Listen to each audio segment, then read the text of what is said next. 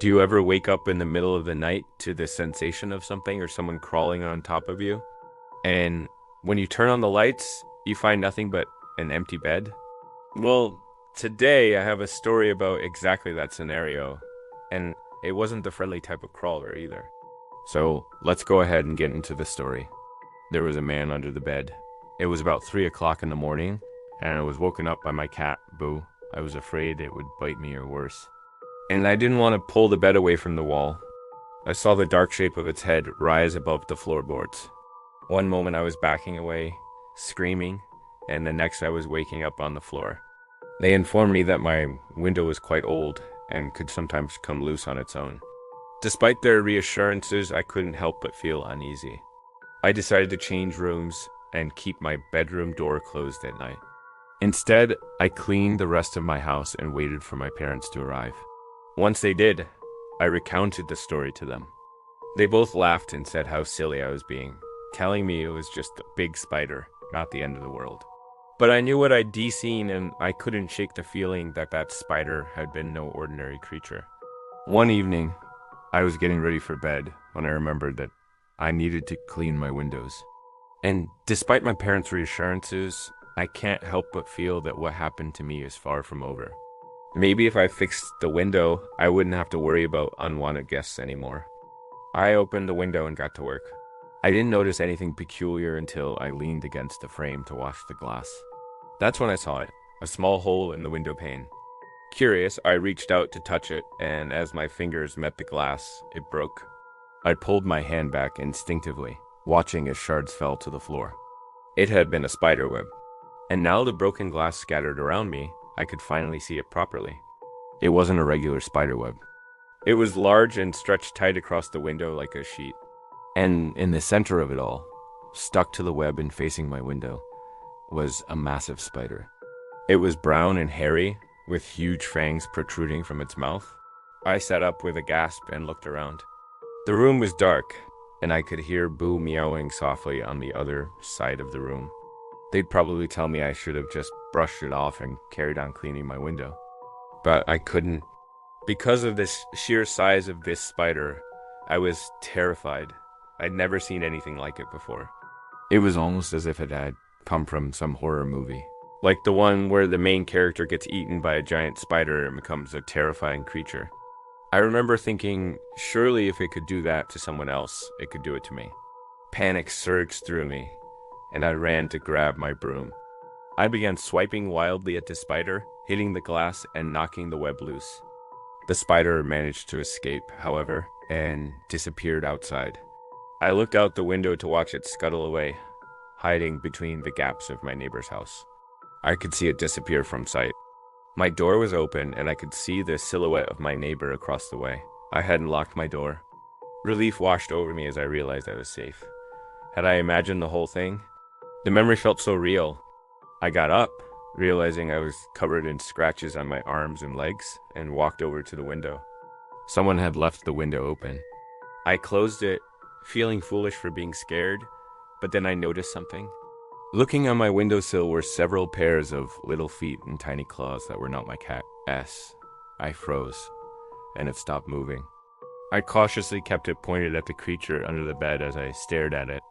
It lifted its head up higher and higher until I could see the distinct outline of a human face staring back at me. I screamed and jumped back in shock. The face followed my movement. It was pale and gaunt with sunken cheeks. Its eyes were wide and hollow, staring intently at me. Its mouth was open slightly as if it was gasping for air. But what truly shocked me were its teeth. They were long and sharp, resembling those of an animal rather than a person.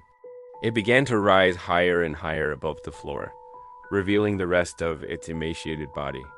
I continued to scream and take steps back. My frog was forgotten on the ground. If it did attack me, I needed a weapon. I searched around my room for something I could use to defend myself and protect my cat. My eyes fell on my ceramic frog statue that sits on my nightstand. I picked it up, unsure if this would work, and made my way to the bed. I held it out over the bed with my back to the dresser, hoping that if whatever was under there attacked, I could strike back. With every step I took closer to the bed, the sound of my heart thumping grew louder. It was hard to breathe. She was kneading on my chest and meowing loudly. I opened my eyes to see her standing next to my bed, tail swishing back and forth as she stared intensely at the foot of my bed. Her ears were perked forward, and she was letting out small quiets.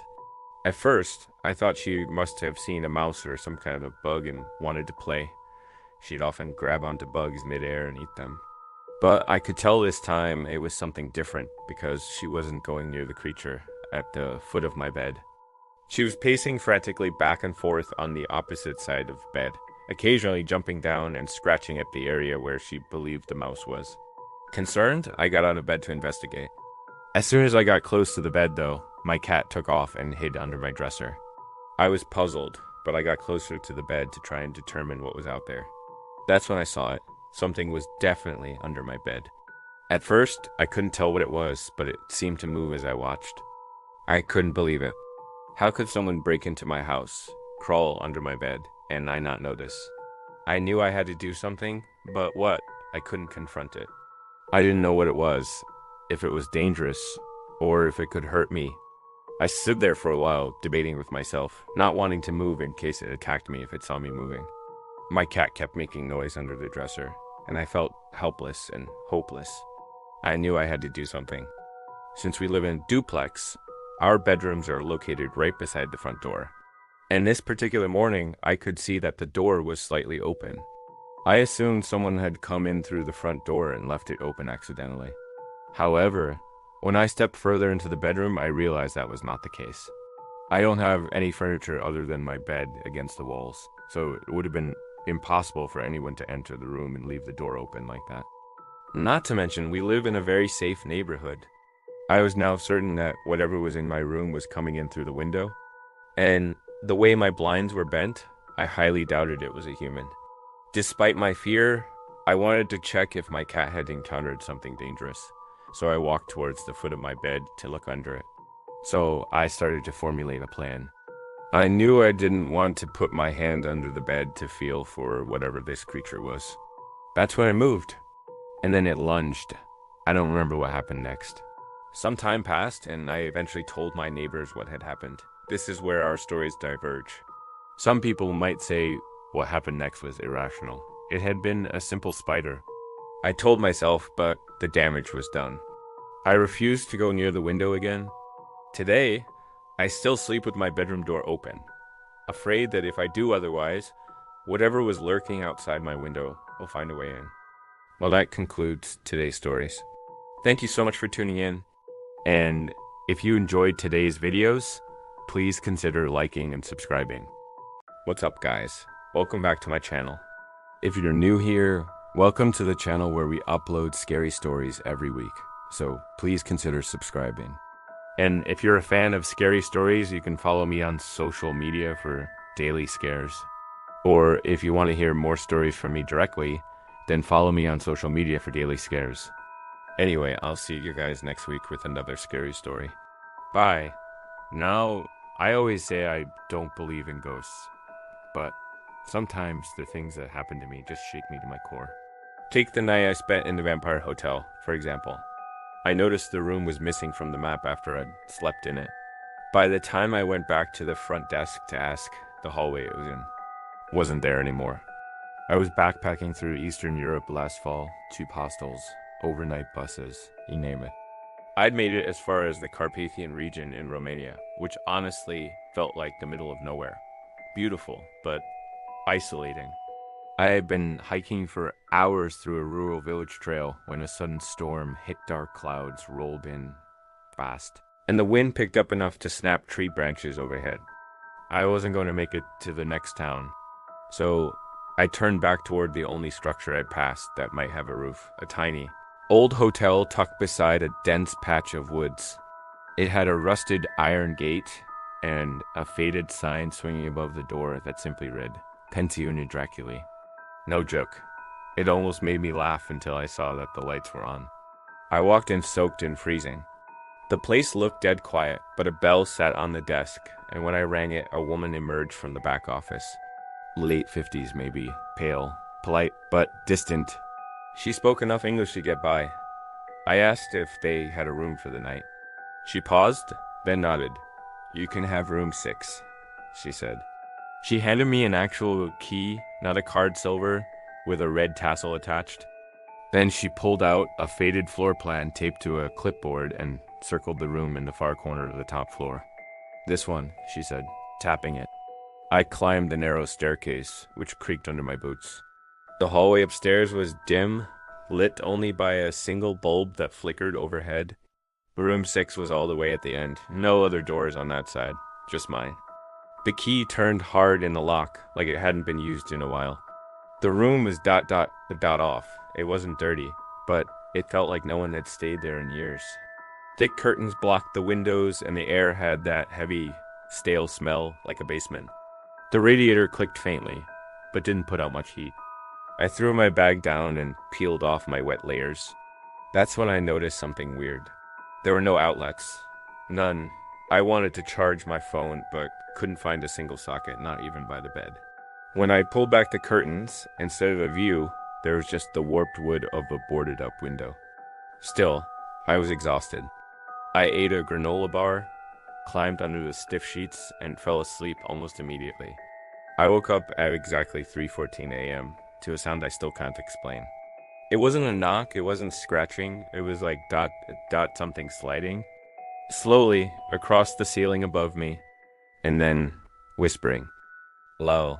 Repetitive, like a chant or a prayer. It was impossible to tell where it was coming from. It seemed to echo from the walls themselves. I sat up in the dark, pulse thudding in my ears. My phone was dead, completely, and there was no light switch, just a tiny lamp on the desk that barely lit the room. The air was freezing. I got out of bed and opened the door to the hallway. It was pitch black out there, too. No working lights. No sound. Just this thick, pressing silence, like the whole building was holding its breath. I closed the door and sat in a chair, waiting for morning. Eventually, light seeped through the edges of the curtains. I packed up quickly and left the room without looking back. When I reached the front desk, the woman from the night before wasn't there, just an older man, reading a newspaper. I asked him if I could leave my bag there while I got food. He nodded, then looked up. "Which room were you in?" "Room 6, I said. He frowned. "Are you sure?" I nodded. "Top floor, end of the hall." He turned around and pulled out the same clipboard floor plan the woman had shown me. Room 6 was in the middle of the hall. The end of the hallway, just wasn't there. I told him that couldn't be right. I walked to the end, the door was there, I slept in it. He gave me this uneasy look, then said, "We haven't used the end rooms in years. They're sealed, no access. There's only 5 available rooms now." I asked to go back up and show him. He reluctantly agreed, maybe thinking I was confused. We climbed the stairs together, same flickering light. But when we reached the top, the hallway ended at room 5. A dead end. A blank wall where room 6's door had been the night before. I just stood there staring.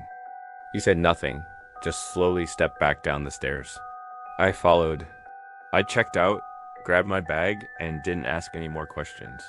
I told myself maybe I had been mistaken, overtired. Maybe I mixed up the rooms, but that wasn't the end of it. 2 weeks later, back in Budapest, I finally got my phone working again. I scrolled through my photos. Most were normal. But then I found one I didn't remember taking, a blurry shot. Taken from low to the ground, as if the phone had fallen. It showed part of the hotel room 6, with me asleep on the bed in the background. In the foreground was a hand, pale, long-fingered, resting gently on the edge of the mattress, like someone or something had been watching me. Thanks for listening to my story. If you want to hear another scary story, then check out this playlist right over here. Now we will never tell you where the story takes place, because we know how many people out there are fascinated by geography. And if the location is given, they're gonna take it upon themselves to go there. My boyfriend, who is a volunteer firefighter, was awakened by a sharp rap on the window. He turned to me and joked, "Maybe someone wants to buy some Girl Scout cookies."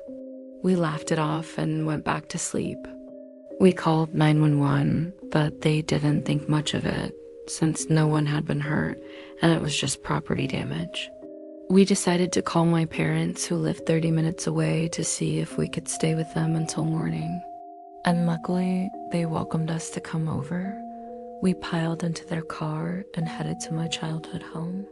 As we pulled into the driveway, I noticed a set of footprints in the mud leading up to the porch. "Whose footprints are those?" I asked. My mom paused, then said hesitantly, "They might have been there for a while." Confused, I followed her inside and the mystery deepened. As we packed a small bag with clothes and blankets for our daughter, we noticed that the rain had begun to pick up and it didn't seem like it would let up anytime soon. I walked outside and scanned the area for any signs of danger. Everything seemed peaceful and serene. The footprints were gone, and the only evidence of the previous night's storm was the muddy water covering the road. However, I never forgot the fear and uncertainty that had gripped me in the middle of the night. The experience served as a reminder that evil can sometimes lurk in the shadows, but it also taught me the importance of family and community in overcoming adversity. The support of my loved ones helped me to heal and move forward, and I will forever be grateful for their presence during that difficult time. Though the incident remains a mystery, I find comfort in knowing that we made it through together. Relieved that we were safe, my family and I returned home, but I couldn't shake the feeling that something wasn't right. The experience had shaken me up, and I was eager to find out more. "Looks like we won't be able to get any sleep anyway," I said to my boyfriend. Since we weren't sure if this would happen again, my parents insisted on staying with us to ensure our safety. As the days passed, I couldn't help but feel uneasy. The experience had shaken me to my core, and I couldn't understand why someone would want to harm us. I began researching similar incidents in the area, but found nothing. The local news had reported on the vandalism, but there had been no other incidents like ours.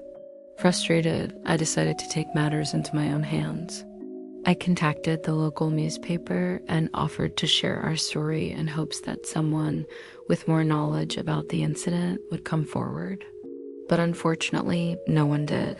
"So we might as well wait it out here," he replied. So we got in the car and headed to my parents' house. They did, however, dispatch an officer to take a report. We waited anxiously for the police to arrive as we listened to the wind howling outside and imagined what could happen next. What if it happened again? What if they came in and hurt us? What if? Fearful thoughts raced through my mind. Finally, we heard the sirens approaching and relief washed over me. The police officer arrived and informed us that we were in a very rural area and this type of thing had happened several times in the past. It was always kids looking to have some fun, he said. We thanked him profusely and he departed. About 2 hours passed when we were abruptly awoken by loud pounding on our front door. Naturally, we were scared sitting in bed, not knowing what was out there. The rain was coming down in sheets and the wind was screaming. Suddenly, my boyfriend slammed on the brakes. "Flat tire," he yelled, pointing to the shredded tire hanging from the rim. "What are we gonna do?" I cried. "We're in the middle of nowhere." "I guess we'll have to wait it out here," he said. We pulled off on the side of the road and waited in the car until my parents arrived. My mom kept us calm and told us she would take care of everything, but I couldn't help but worry. What if the tire blew out? What if we got stranded in the storm? My anxiety was through the roof. After the third loud bang, my boyfriend got out of bed, walked to the door, and yelled, "Who's there?" No response. He proceeded to look out the window and call my name, which made me jump out of bed. To my horror, I saw a pair of bright headlights shining directly through our window. Startled, I ran and turned off the overhead light. Quickly, my boyfriend opened the door and looked outside. All he saw was our driveway. "Weird," he muttered as he closed the door and locked it. Both of us were extremely uncomfortable, but neither of us wanted to admit it.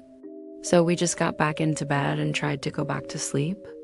Let's just say this took place in a small town in North Carolina. Immediately, my mind jumped to tornadoes. We live in Tornado Alley. We turned on the television and started watching the Weather Channel, which confirmed there were no storms in the area. Nevertheless, the banging continued, and it seemed as if whatever it was getting closer to our house. Suddenly, we heard a loud crash and the sound of shattering glass. My boyfriend immediately got out of bed and went to check on our 3-year-old daughter. While I went to investigate the noise, I walked past our bedroom and into the living room to see our front window lying on the floor, broken and spiderwebbed with cracks. Of course, I screamed, and my boyfriend rushed into the room to comfort me. Together, we surveyed the damage and realized that whoever or whatever had done this intended to come inside our home. It looked as though someone had thrown a brick through the window, but our home is in the middle of a cornfield. Who would be out here at 3-4 in the morning? And why? It was about 3 o'clock in the morning. After another hour, we heard a loud banging on our roof. In a panic, we barricaded ourselves in a back bedroom with our daughter. My boyfriend and I looked at each other, unsure of what to do next. However, as we drove, we began to notice that the storm was getting worse. Finally, my dad arrived and helped us change the tire. The next morning, I awoke to the sound of birds tweeting and sunlight streaming through the window. Upon arriving home, I noticed that the window had been boarded up. As time went on, I began to heal from the trauma of the event. Hey, that was crazy. Thanks for watching. If you like this kind of content, please subscribe, and I'll catch you guys next time. Welcome to my channel, where we bring you the most terrifying unsolved mysteries and paranormal activity cases from around the world. Today, we will be discussing a case that will keep you questioning reality. The second night, the crying stopped because she started talking to me instead. There was whispering, low, frantic. I couldn't make out the words at first. I pressed my ear to the wall and froze. If you love scary stories, then you won't regret it. Also, here's another scary story from the same user. It wasn't just whispering. It was like someone was arguing, pleading. I could hear a woman's voice, soft and desperate, and what sounded like a man's voice underneath it, deeper and more rhythmic. Then a thud and silence. I jumped back from the wall like it had burned me. I don't know why, but I started crying. Not like sobbing, just tears running down my face. It felt like something awful had just happened inches away from me, and I had done nothing. I didn't sleep after that. The next morning, I went to the front desk and asked about room 210. The woman there stiffened, then looked over her shoulder before leaning toward me. That room is permanently closed, she said. We don't talk about it with guests, but there was a death years ago. I asked what kind. She hesitated, then said, a man strangled his wife in that room. Guests in the next room over your room heard it happen, but they didn't call the front desk until it was too late. They thought it was a domestic argument. She died before help arrived. My stomach turned. I asked if they ever heard anything now. She just said, some guests report noises, but nothing's ever there. That night I wanted to leave. I even packed my bag. But something kept me there, maybe curiosity, maybe guilt. I told myself I was being paranoid, that it was just noise from the pipes or maybe some weird acoustics from the hallway. Around 2 a.m., I was lying awake when I heard something new. Knocking. Not loud. Just 3 soft knocks against the wall behind my bed. Then a voice. A woman's voice. Fragile. Broken. Please help me. I sat up, heart in my throat. The voice came again, closer this time. He's in the room. I can't breathe. I stood and backed away from the wall, whispering, you're not real. Silence. Then louder right next to my ear, even though no one was in the room. Why didn't you help me? The lamp flickered and shattered. I screamed and ran out into the hallway barefoot, heart hammering. A night manager found me shaking in the stairwell and let me sit in the lobby until sunrise. I didn't go back to the room, not even to get my things. The hotel mailed me my suitcase a week later. I never got a real explanation, but I looked it up afterward. The murder did happen. October 12th, 2002. A man named Richard Elkins killed his wife, Melissa, during what the police called a private marital dispute. The couple was on the verge of divorce. The guests next door heard everything, but didn't report it until morning. Room 210 has been sealed ever since, but the woman in that room, I don't think she ever left. This happened 2 years ago when I took a solo trip to Charleston, South Carolina. I'd just gotten out of a bad relationship and needed a reset somewhere quiet, somewhere with history. I've always loved old buildings and ghost tours and all that, so I figured it'd be the perfect place to spend a few nights alone. I booked a room in a hotel that dated back to the 1800s. It had been restored recently, but they'd kept most of the original architecture, high ceilings, creaky wooden floors, that kind of charm. It was beautiful in a haunting kind of way, the kind of place that felt like it had stories in its walls. They put me in room 212 at the far end of the second floor.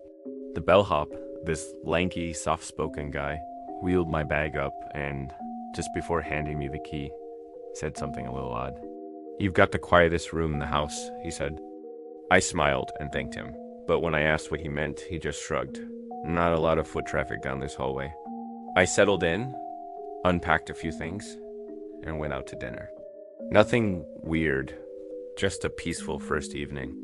But that night, just after 2 a.m., I woke up to a sound that immediately put me on edge.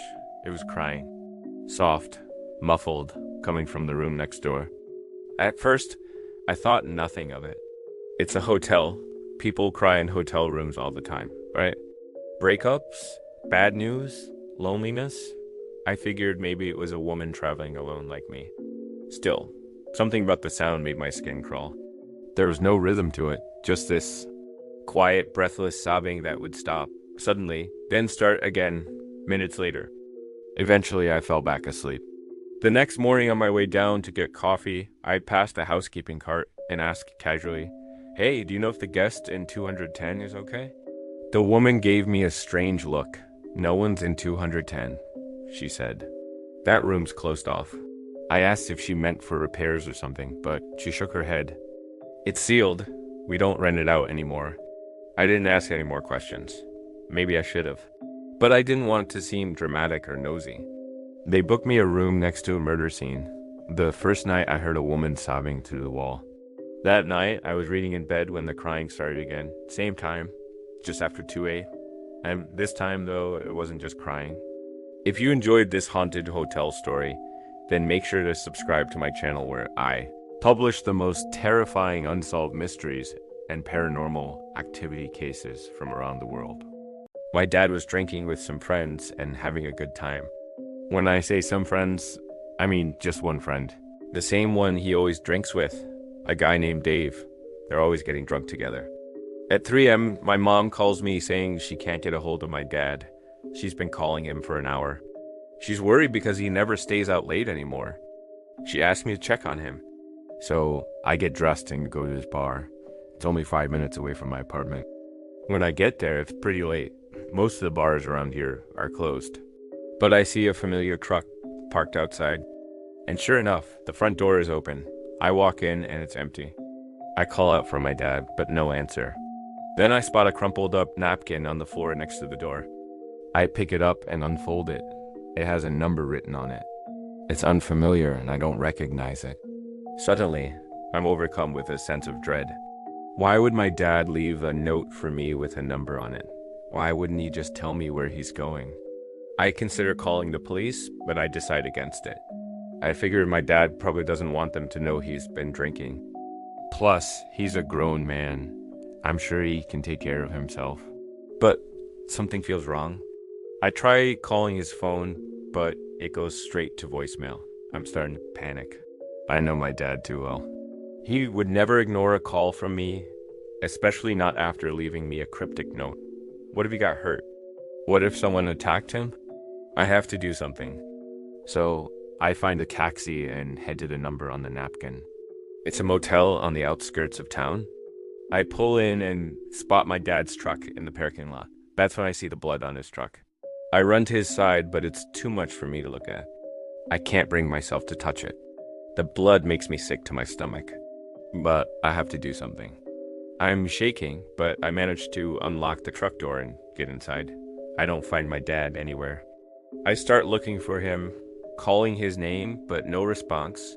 The whole place is silent. Where is he? I gotta find him. I search everywhere, under the seats, in the trunk, even in the glove box. I'm frantic. This isn't right. My dad would never let me worry like this. I need to find him. I rush out of the truck and approach the motel room. I knock hesitantly, but no sound comes from the other side. Is he in there? I have to be sure. I reach for the doorknob and twist it open. I step inside, my heart pounding in my chest. But the room is empty. I scan the room frantically, searching for signs of my dad. Anything that can help me understand where he might be. On the nightstand, I find a half-empty glass of water and a crumpled receipt from a convenience store. I quickly look around the room, finding nothing else out of place. It's as if my dad vanished into thin air. But that's impossible, right? I need answers.